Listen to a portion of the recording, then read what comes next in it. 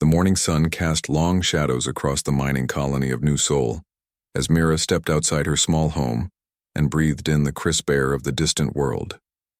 She carried a basket of fresh bread she had baked before dawn, the sweet smell, mixing with the metallic scent that always hung in the air from the mining operations deep below ground.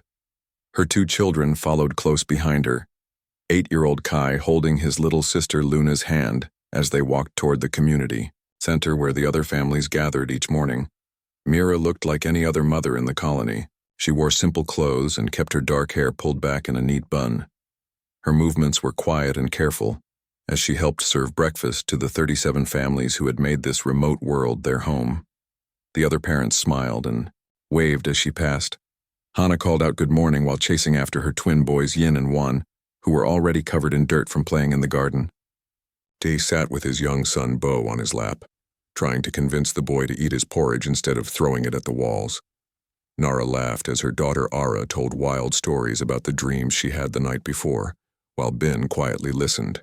To his shy child, Ray practiced reading aloud. What none of them knew was that the woman who baked their bread and tended their children had once been known by a different name across the galaxy. Years ago, whispers of the Baba Yaga had spread through the darkest corners of space. Military commanders would wake in cold sweats after hearing rumors that she had been hired to hunt them. Entire armies had surrendered rather than face the ghost who could appear anywhere and disappear just as quickly. But that was another life, another person who had made different choices. Mira watched Kai help Luna climb onto the playground equipment that the colonists had built from spare mining parts. Her son moved with unusual grace for his age, and his eyes seemed to see more than other children. Luna possessed a strange intuition that sometimes worried the adults. Just last week she had warned Tae, the colony leader, not to go into the deep mines because something felt wrong. Later that day, a tunnel had collapsed exactly where he would have been working. The other parents often commented on how well-behaved both children were, but Mira knew it was more than good parenting. They carried something in their blood that made them different, just as she carried secrets in hers. The peaceful routine of colony life had become precious to her. Every morning she would wake before sunrise to bake bread and prepare meals. She tended a garden that somehow produced beautiful vegetables, despite the harsh soil and strange climate of this world. In the afternoons, she taught reading and mathematics to all the colony children while their parents worked the mines or maintained the equipment that kept them alive on this distant planet. In the evenings, she would sit with her husband June and watch their children play with the others as the alien sun set behind the mountains. June had been working the deep mines since before dawn, along with most of the other men and women who kept the operation running. The rare minerals they extracted were valuable enough to make the dangerous journey to this remote world worthwhile, but the work was hard, and the conditions were often brutal. Mira worried about him every day he went down into those dark tunnels, but she also knew that this life they had built together was worth any risk. He had never asked about her past or the scars that covered parts of her body she kept hidden beneath her clothes. He had simply loved her for who she chose to be, not who she had been forced to become. The colony's communication center buzzed, with its usual morning activity as messages and data were transmitted back to Earth and the other human settlements scattered across this part of the galaxy. Doc, the head of security, was a former military man who had settled here with his wife Sue after they both grew tired of the wars that seemed to rage constantly between the various alien species and human colonies. They maintained a small force of volunteers who handled minor disputes and kept watch for the dangerous wildlife that sometimes wandered too close to the settlement. It was peaceful work compared to what they had done before, and they were grateful for the quiet life. The children attended their lessons in the community center while the adults went about their daily tasks. Mira taught them about Earth history and the basics of mathematics and science, but she also made sure they understood how to survive on this world if something ever went wrong. She showed them which plants were safe to eat and which ones were poisonous. She taught them how to find water and shelter, and how to signal for help if they ever became lost. The other parents thought it was good practical knowledge, but Mira knew that preparation could mean the difference between life and death when danger finally arrived. As the day progressed, a message arrived that would change everything. Tay received a transmission from an alien vessel that had entered their system. The message was brief and spoken in the harsh, clicking language of the Korth Empire. When the universal translator finished processing the words, the content made, "Everyone in the communication center go silent." King Vex of the Korth demanded tribute from their small colony. They had 1 week to gather half of their food supplies and their most valuable mineral extracts, or they would face consequences. Tay gathered the adults in the community center that evening to discuss their response. The Korth Empire was known throughout this part of the galaxy for their brutality and their belief that all other species were inferior to them. They had conquered 17 star systems through violence and intimidation, and they showed no mercy to those who refused their demands. But the colonists of New Sol had worked too hard to build their new life, to simply give it away to alien bullies. Hana argued that they should comply with the demands to protect their children. Day insisted they should contact Earth for military assistance, even though help would take months to arrive. Bin suggested they could evacuate to another system, while Nara pointed out that they would lose everything they had worked to build.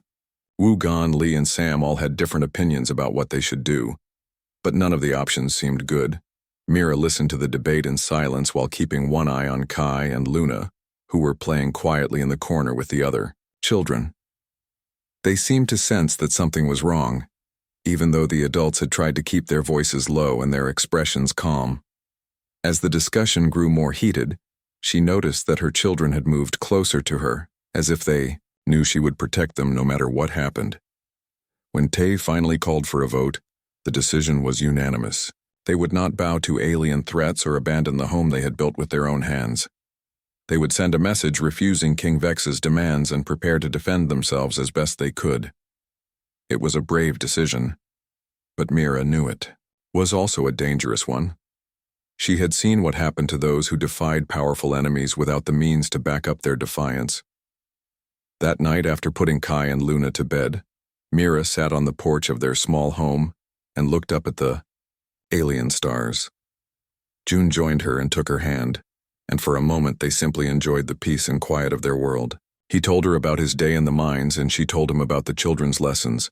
But both of them were thinking about the message they had received and what it might mean for their future.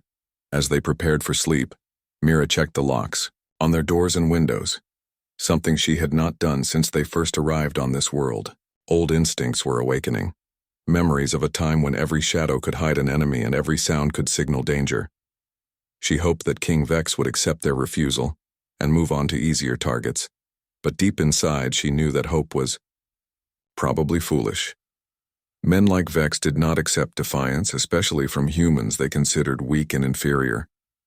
The last thing Mira did before going to bed was to check on her children one more time. Kai was sleeping peacefully, but Luna stirred as her mother entered the room. The little girl opened her eyes and looked directly at Mira, with an expression that seemed far too knowing for someone so young. "Mama," Luna whispered, "something bad is coming." Mira knelt beside her daughter's bed and smoothed her hair back from her forehead. "I know, little one," she said softly, "but Mama will keep you safe. I promise." Luna nodded and closed her eyes, trusting completely in her mother's words. Mira stayed there for several minutes, watching her children sleep and making silent vows about what she would do if anyone tried to harm them. She had left violence behind when she came to this world, but that did not mean she had forgotten how to use it. 6 days passed after the colonists sent their refusal to King Vex, and life in New Sol tried to continue as normal. The adults went about their daily work with forced smiles while the children played games that seemed more subdued than usual. Mira noticed that even Kai and Luna stayed closer to home, and Luna had started having nightmares that left her crying in the middle of the night. The little girl would not say what she dreamed about, but she clung to her mother with desperate intensity. On the 7th morning, the alien ships appeared in the sky like dark storms gathering on the horizon. 3 massive vessels descended through the atmosphere, their hulls gleaming with weapons and armor that spoke of conquest and war. The largest ship bore the crimson markings of the Korth Royal Fleet, and even from a distance the colonists could see the rows of gunports that lined its sides, like the teeth of some massive predator. King Vex himself stood on the bridge of his flagship, watching the small human settlement through the viewing screens with contempt and amusement. He was nearly 3 meters tall, his body covered in the natural chitinous armor that all Korth possessed. His eyes glowed red in the dim light of the bridge, and his mandibles clicked together in what passed for laughter among his species. The humans had dared to refuse his generous offer, and now they would learn the price of such foolishness. Commander Thex, the leader of the ground forces, approached his king with military precision. Like all Korth warriors, he had been bred for combat from birth, his body enhanced with cybernetic implants that made him faster and stronger than any natural creature. His soldiers were equally enhanced, each one capable of fighting multiple human opponents and winning easily. They wore powered armor that could deflect most weapons, and they carried energy rifles that could cut through steel like paper. The landing began at midday, when the human sun was at its highest point, and there would be nowhere for the colonists to hide. The first wave of Korth soldiers dropped from their ships in armored pods that crashed into the ground like meteorites. They emerged from the smoking craters with weapons ready and advanced on the settlement with the confidence of predators who knew their prey was helpless. They tried to organize a defense, but the colonists were miners and farmers, not soldiers. Their few weapons were designed for protection against wild animals, not armored alien warriors with advanced technology. Doc and Sue, the former military personnel, did their best to coordinate a resistance, but they were vastly outnumbered and outgunned.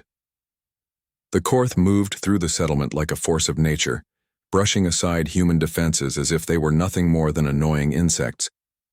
The real horror began when Commander Thex received his specific orders from King Vex.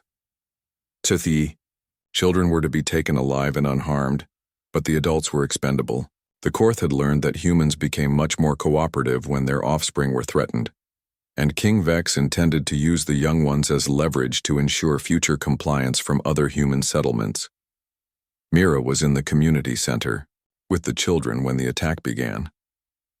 She heard the sound of the landing pods hitting the ground and immediately knew what was happening. Her body went still in a way that made Kai look up from his lesson with sudden concern. For just a moment, the mask of the quiet mother slipped, and something cold and dangerous flickered in her eyes before she forced herself to remain calm. The children began to cry as the sounds of battle drew closer. Energy weapons discharged with sharp crackling sounds, and the colonists shouted orders and warnings to each other as they tried to mount some kind of defense. Mira gathered all the children together in the center of the room and spoke to them in a voice that was steady, despite the chaos erupting outside. "Listen to me carefully," she said, looking each child in the eyes. "You must stay together no matter what happens. Take care of each other and remember that your parents love you more than anything in the universe." Luna grabbed her mother's hand and looked up at her with those knowing eyes that seemed far too old for such a young face. "Mama, you're going to fight, aren't you?" Mira knelt down and pulled both of her children close, memorizing the feel of their small bodies in her arms and the sound of their voices saying her name. She knew that after today, nothing would ever be the same again, but she also knew that she would do whatever it took to protect them. The doors to the community center exploded inward as Korth soldiers blasted their way inside. The children screamed and huddled together while the alien warriors advanced with weapons raised. Commander Thex entered behind his troops, his red eyes scanning the room until they settled on the group of frightened human offspring. "Secure the young ones," he ordered in his harsh, clicking language. "Kill any adults who resist." Mira stepped forward, placing herself between the soldiers and the children. To the Korth, she looked like just another weak human female, no different from the others they had encountered during their conquest of the settlement. They had no way of knowing that they were looking at something far more dangerous than any weapon they carried. "Please," she said, allowing her voice to shake with apparent fear. "Don't hurt them. They're just children." Commander Thex clicked his mandibles in amusement. "Your offspring will serve King Vex in his palace. They will learn to be grateful for the honor of serving their betters. You will not see them again." As the Korth soldiers moved to grab the children, June burst through the damaged doorway. He carried a mining laser in his hands, and his clothes were torn and burned from the battle outside. Blood ran down his face, from a cut on his forehead, but his eyes blazed with desperate fury as he saw the aliens reaching for his children. "Get away from them," he shouted, raising the mining laser and firing at the nearest soldier.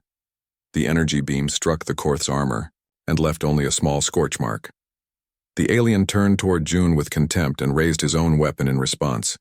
The energy rifle discharged with a sound like thunder, and June's body crumpled to the floor as smoke rose from the massive hole burned through his chest. Mira heard herself scream, but the sound seemed to come from far away.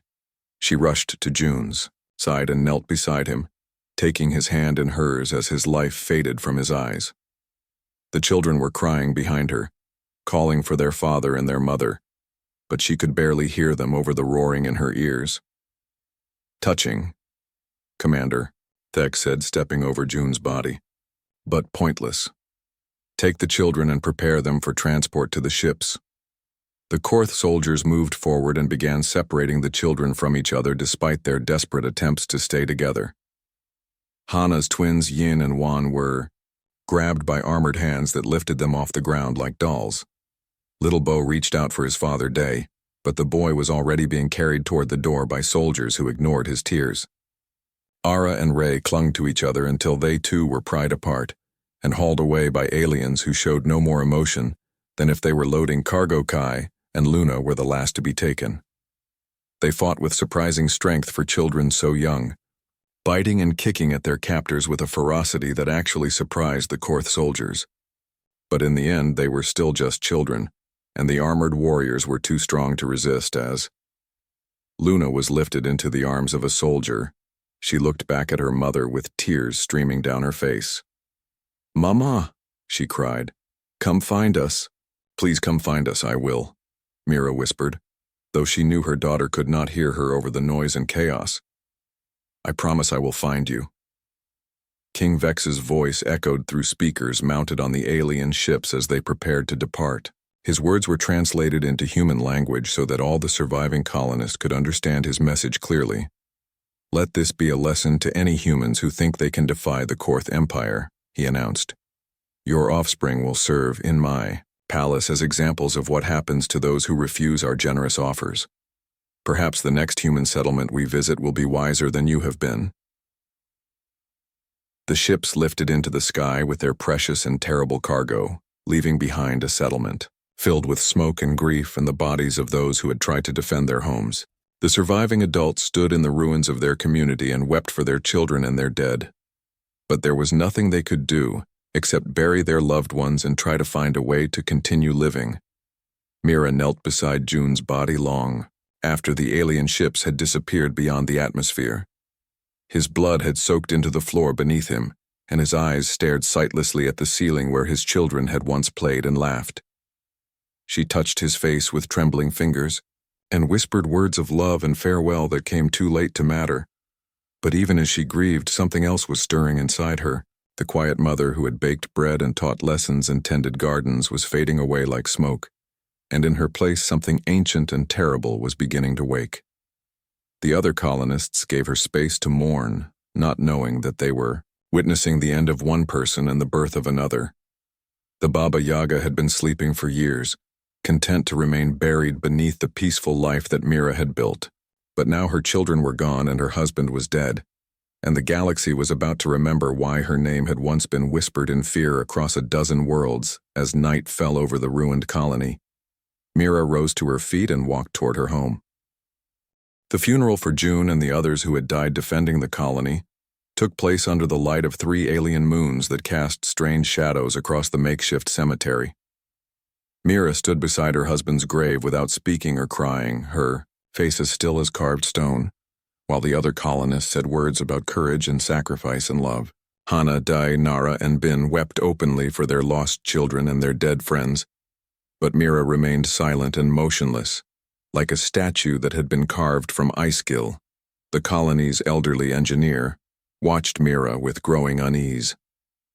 He had served in the military during the border wars 30 years ago, and he recognized something in her stillness that made his old scars ache with remembered pain. There had been soldiers during the war who moved the way she was beginning to move, people who had seen and done things that changed them in ways that could never be undone. But even the most dangerous warriors he had known had never possessed the kind of absolute stillness that surrounded Mira like a shroud. After the last words were spoken, and the last handful of alien soil was thrown onto the graves, the colonists began to discuss their options. Wu suggested they should contact Earth and request military assistance, but everyone knew that help would take months to arrive and might never come at all. Gon argued that they should abandon the colony and try to reach another human settlement, but that would mean leaving their children to whatever fate awaited them in King Vex's palace. Lee and Sam talked about mounting a rescue mission, but they were miners and farmers with no military training or proper weapons. Mira listened to their discussions without participating, her dark eyes fixed on something that none of the others could see. When Tay finally asked for her opinion, she turned to look at him with an expression that made him take an involuntary step backward. "I am going to get our children back," she said, in a voice that was barely above a whisper but somehow carried more weight than all the shouting and arguing that had come before. Day shook his head and gestured helplessly at the ruins around them. "Mira, I understand how you feel, but we don't even know where they've been taken. King Vex could have 100 worlds under his control, and his ships could be anywhere in the galaxy by now." "I know where they are," Mira replied, still in that same quiet voice. "And I know how to find them." She turned and walked away from the group without another word, moving toward her small home with steps that seemed to flow like water over stone. The other colonists watched her go with expressions of concern and confusion, wondering if grief had driven her to madness. None of them followed her, partly because they respected her need to mourn alone and partly because something about her manner warned them to keep their distance. Inside her home, Mira stood in the center of the main room and looked around at the life she had built with June and their children. The furniture they had made together from salvaged materials, the drawings that Kai and Luna had stuck to the walls, the smell of bread and flowers that still lingered in the air despite everything that had happened. For a moment her mask of stillness cracked, and she pressed her hands to her face and allowed herself to feel the full weight of her loss. But grief was a luxury she could not afford while her children were in danger. She wiped her eyes and walked to the back corner of the room, where she knelt down and began pulling up the floorboards with her bare hands. The wood came away easily under her fingers, revealing a hidden compartment that none of the colonists had ever suspected existed. The weapons and equipment hidden beneath her home would have been worth more than everything else in the colony combined. Military-grade combat stimulants that could enhance human reflexes and strength to superhuman levels. Body armor made from materials that could stop energy weapons and projectile rounds. Blades forged from alloys that could cut through almost anything. There were communication devices that could reach across the galaxy without being detected, and identity documents that would allow her to travel freely through even the most restricted systems. At the bottom of the cache lay a small metal case that Mira opened with trembling fingers. Inside were 3 syringes filled with a substance that glowed faintly blue in the dim light. These were the combat stimulants that had made the Baba Yaga legend possible. Drugs that would awaken the dormant neural implants in her brain and transform her from an ordinary human into something far more dangerous she had hoped never to use them again. The stimulants came with a terrible price, burning away pieces of humanity and empathy with each injection, until nothing remained but cold efficiency and the ability to kill without hesitation or remorse. But her children were somewhere in the darkness of space, frightened and alone and calling for their mother, and she would pay any price to bring them home. The first injection went into the base of her skull, where the neural implants waited in their chemical sleep. Fire raced through her nervous system as systems that had been dormant for years suddenly flared back to life. Her vision sharpened until she could see individual dust motes floating in the air, and her hearing became so acute that she could detect the heartbeats of the colonists in the houses around her. The second injection enhanced her physical capabilities, flooding her muscles with synthetic hormones that made her faster and stronger than any baseline human. Her bones became denser, her reflexes quickened, and her endurance increased to levels that would allow her to fight for hours without tiring.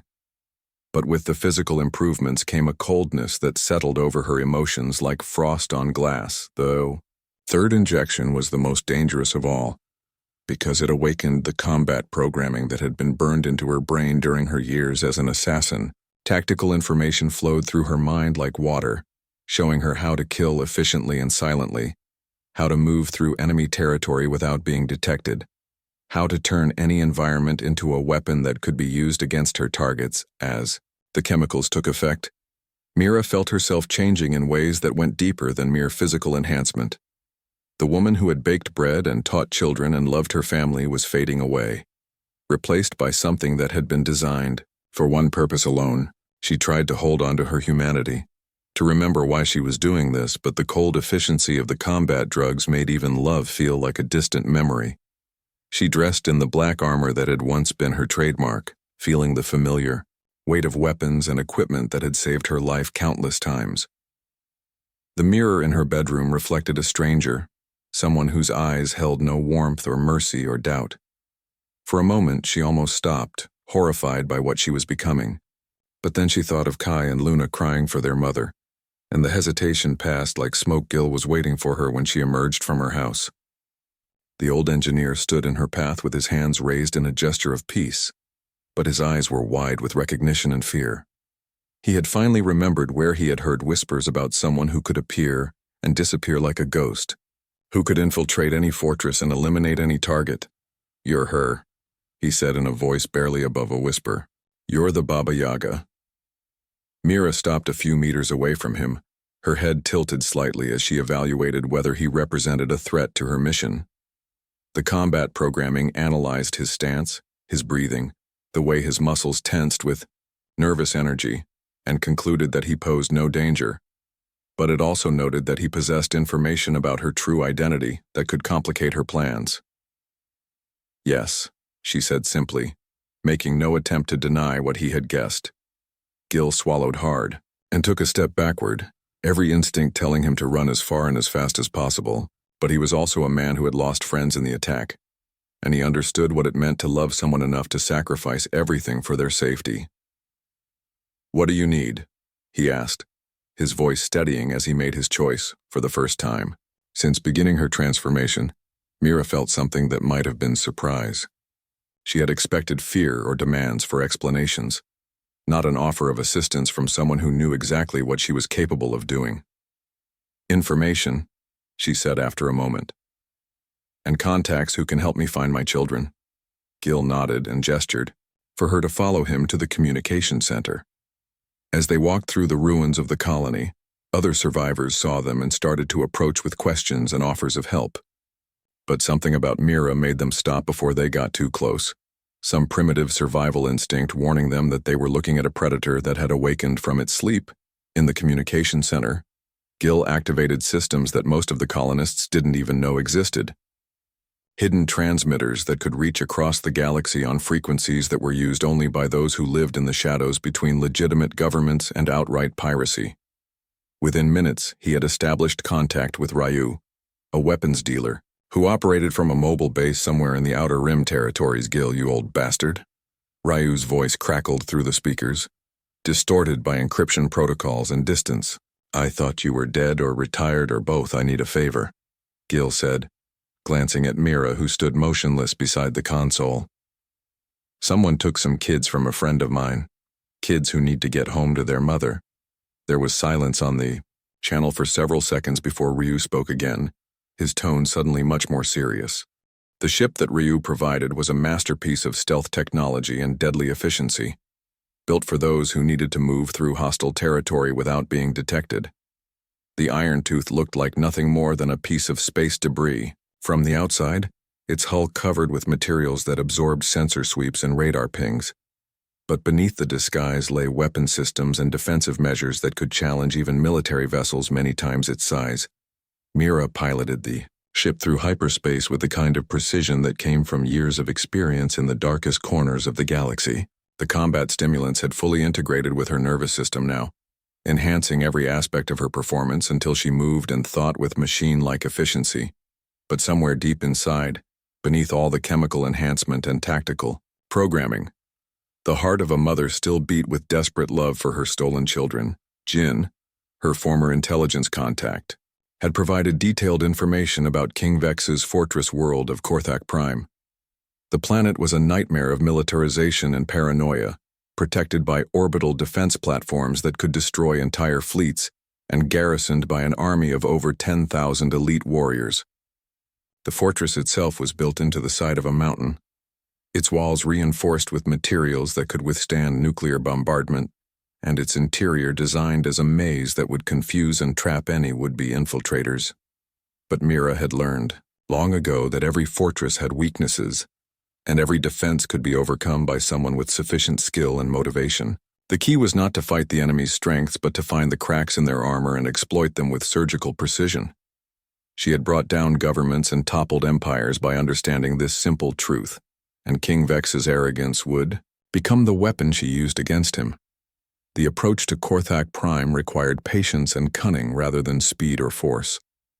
The Iron Tooth drifted through the outer system like a ghost, its stealth systems rendering it invisible to the sensor networks that guarded the approaches to the fortress world. Mira studied the defensive positions through long-range scanners, mapping patrol routes and identifying blind spots with the methodical care of someone who knew that a single mistake would mean death.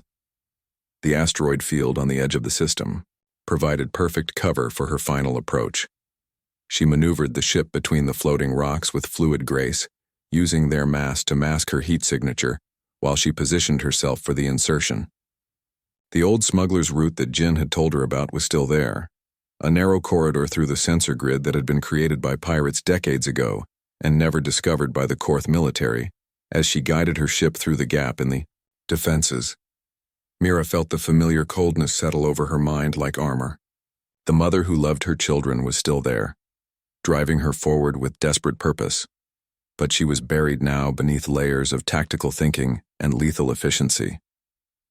The Baba Yaga had fully awakened, and the galaxy was about to remember why her name had once been spoken in whispers. The landing site she chose was in the industrial sector of the fortress city, where the noise and activity of manufacturing would mask the sound of her ship's engines. She set the Iron Tooth down between two massive factories that processed ore from the conquered worlds of the Korth Empire, their smokestacks belching toxic clouds that would interfere with aerial surveillance. From here she would have to continue, on foot, moving through the city like a shadow until she reached the palace where her children were being held. The first Korth patrol she encountered died without ever knowing they were under attack. The four warriors were making their routine rounds through the factory district when Mira appeared behind them like a ghost, materialized from darkness. Her blade moved with surgical precision, finding the gaps in their armor and silencing them before they could raise an alarm. She dragged their bodies into an abandoned building and continued deeper into the city. The Korth had designed their fortress to be impregnable from the outside, but they had not considered the possibility that their enemy might already be inside their walls. Mira moved through the streets and alleys with the fluid grace of someone who had spent years learning how to become invisible in plain sight. Guards vanished from their posts without a sound. Surveillance systems went dark as she passed beneath them, and entire sections of the city became blind and deaf to her presence. General Cax, King Vex's second-in-command, was the first to realize that something was wrong. Reports began reaching his command center about missing patrols and malfunctioning security systems. Isolated incidents that might have meant nothing individually, but formed a pattern that made his warriors' instincts scream warnings. He ordered a full alert and deployed additional patrols, but the soldiers he sent out simply disappeared into the darkness without explanation. As word of the mysterious infiltrator spread through the fortress, fear began to take hold among the Korth warriors. These were soldiers who had conquered worlds and faced death without flinching, but there was something about an enemy who could not be seen or heard that struck at their deepest instincts. They began to jump at shadows and fire at sounds that might have been nothing more than the wind, their legendary discipline cracking under the pressure of fighting a ghost. Mira used their fear as a weapon, striking at isolated targets and vanishing before reinforcements could arrive.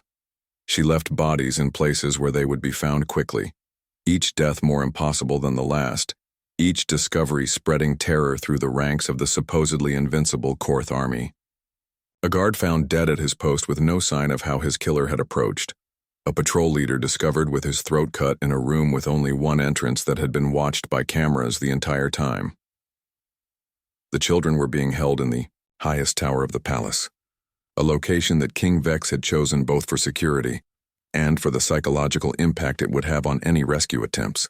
The tower could only be reached through a series of checkpoints and guard posts, each one manned by elite warriors who had sworn to die before allowing any harm to come to their king's prizes. But Mira had not survived years as the galaxy's most feared assassin by taking the obvious route to her targets. While General Cax deployed his forces to guard the main approaches to the tower, she was already scaling the sheer walls of the palace, like a spider climbing its web.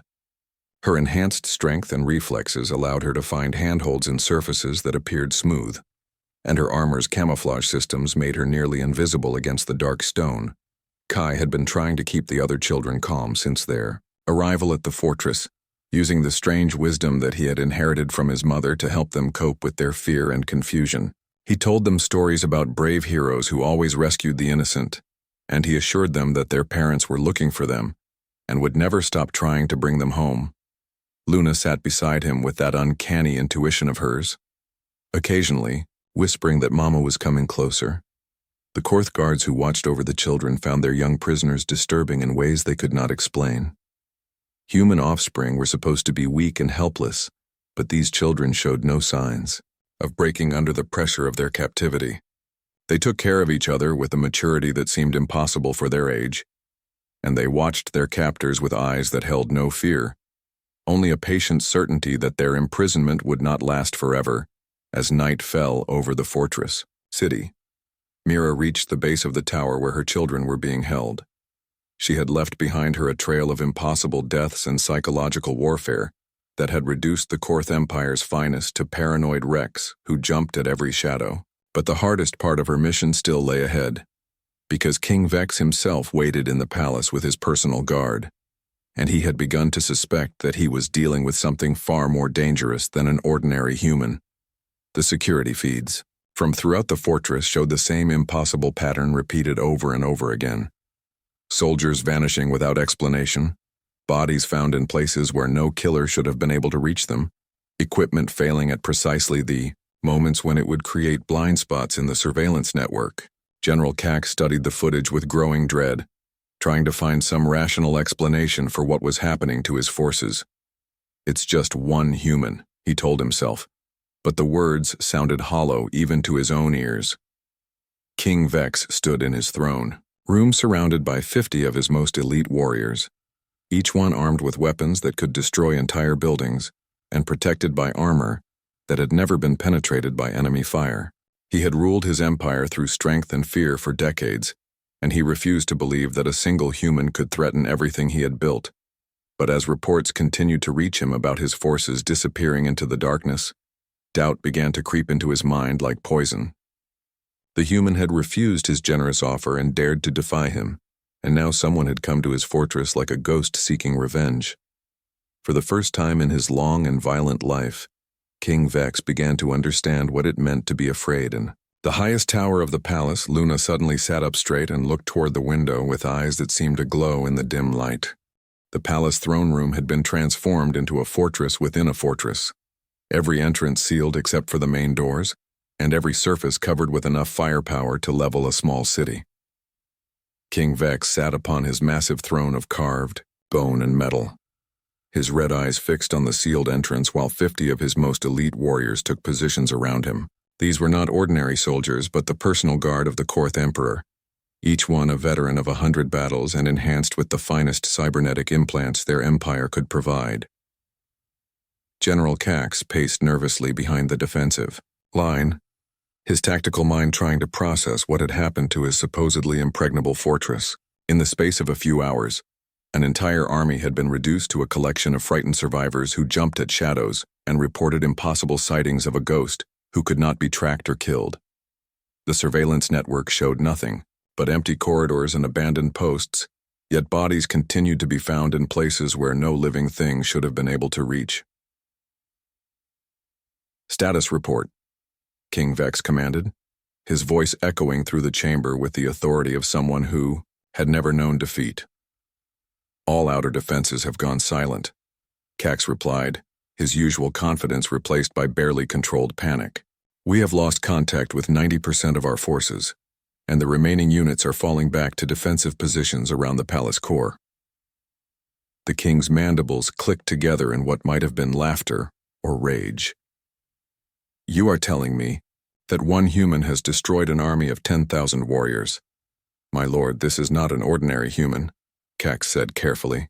"The pattern of attacks, the impossible infiltration routes, the complete lack of evidence at the kill sites, we are dealing with something that transcends normal military capability." King Vex rose from his throne and activated his personal armor systems, feeling the familiar weight of weapons and shields that had made him the most feared ruler in this sector of the galaxy. His body was a masterpiece of Korth engineering, enhanced with cybernetics that made him faster and stronger than any natural creature. He had personally killed thousands of enemies in single combat, and he would not be intimidated by one human female, no matter what trick she might possess. The main doors to the throne room stood 3 meters tall and half a meter thick, forged from the strongest alloys in the Korth arsenal and sealed with energy fields that could stop a tank shell.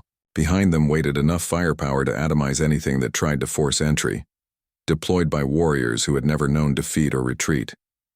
It was a perfect killing ground, designed to channel any attacker into a narrow space where they could be overwhelmed by superior numbers and superior technology. But when the doors opened, they did so slowly and quietly, as if someone was simply walking through them during a casual visit to the palace. No explosions, no forced entry, no dramatic breach that would signal the beginning of a battle. Just the soft sound of metal sliding against stone as the massive portal swung inward to reveal the figure standing beyond. Mira stepped into the throne room with movements that flowed like water over stone, her black armor seeming to absorb the light around her until she appeared to be carved from living shadow. The 50 elite guards raised their weapons and targeted her with laser sights that painted red dots across her chest and head, but she continued forward without hesitation or concern. Her face showed no expression at all, as if the army of warriors preparing to kill her were nothing more than furniture to be walked around. "You took my children," she said, her voice carrying clearly through the vast chamber despite being barely above a whisper. King Vex studied this human who had somehow penetrated his fortress and destroyed his army, looking for some sign of the supernatural power that the reports had described.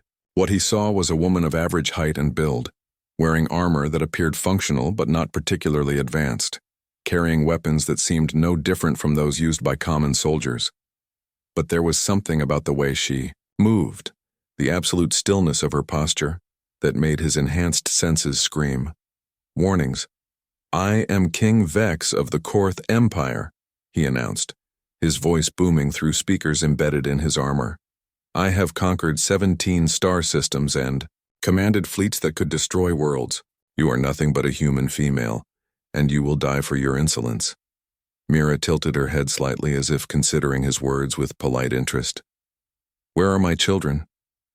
The first guard to fire was Captain Rex, a veteran warrior who had served the royal family for 20 years and never missed a target. His energy rifle discharged with the sound of thunder, sending a bolt of superheated plasma directly toward Mira's center of mass. But somehow she was no longer standing where the shot had been aimed, moving with impossible speed to a position 3 meters to the left, without seeming to transition through the space between. The second guard fired immediately after, then the third and fourth, their weapons filling the air with deadly energy that should have reduced any human to atoms. But Mira moved through the storm of fire like a dancer performing an intricate routine, each step perfectly timed to carry her away from death by fractions of seconds. Her own weapons remained untouched at her sides, as if she had no need for them against opponents of such limited skill. General Cax watched in horrified fascination as the impossible human woman flowed between his soldiers like liquid mercury, touching each one with casual precision before moving on to the next. Her hands moved so quickly that they seemed to blur, finding the weak points in armor and cybernetic enhancement with surgical accuracy.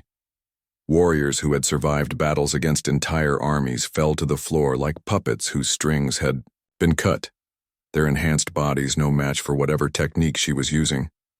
The battle, if it could even be called that, lasted less than 3 minutes. 50 of the most dangerous fighters in the known galaxy lay motionless on the floor, while the human woman stood in the center of the carnage without a scratch on her armor or a single drop of blood on her weapons. She had not even drawn her blades, killing the elite guard with nothing but her bare hands and an understanding of violence that transcended anything the Corth had ever encountered. King Vex stared at the bodies of his warriors with an expression of pure disbelief. His enhanced senses analyzed the scene over and over again, trying to find some rational explanation for what had happened.